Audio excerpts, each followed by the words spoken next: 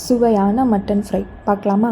துருவின தேங்காய், சோம்பு, ஒரு பெரிய வெங்காயம், ஒரு தக்காளி அரைச்சி தனியாக வச்சுக்கோங்க. தேவையான அளவு மட்டன் வேக வச்சு தனியாக வச்சுக்கோங்க. 2 ஸ்பூன் மிளகு, 2 ஸ்பூன் சீரகம், 2 ஸ்பூன் சோம்பு, 2 ஸ்பூன் தனியா, 3 வரமிளகா எல்லாம் சேர்த்து ட்ரை ரோஸ்ட் பண்ணி அதையும் தனியாக அரைச்சி எடுத்து வச்சுக்கோங்க. கடாயில் எண்ணெயை ஊற்றி மட்டன் சேர்த்துக்கோங்க. 1 ஸ்பூன் இஞ்சி பூண்டு விழுது சேர்த்துக்கோங்க.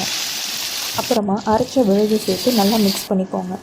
1/4 ஸ்பூன் மஞ்சள்தூள், 1 ஸ்பூன் மிளகாய்த்தூள், 1 ஸ்பூன் தனியாத்தூள் எல்லாம் சேர்த்து நல்லா மிக்ஸ் பண்ணி ஃப்ரை பண்ணுங்கள். கொஞ்சமாக தண்ணி ஊற்றி தேவையான அளவு உப்பு சேர்த்து 90% குக் ஆன அப்புறம் வறுத்து அரைச்ச பொடியிலேருந்து 1/2 ஸ்பூன் சேர்த்துக்கோங்க. 10 மினிட்ஸ் ஃப்ரை பண்ண அப்புறம் கொத்தமல்லி இலை போட்டு இறக்குனா அவ்வளோதான் ரெடி.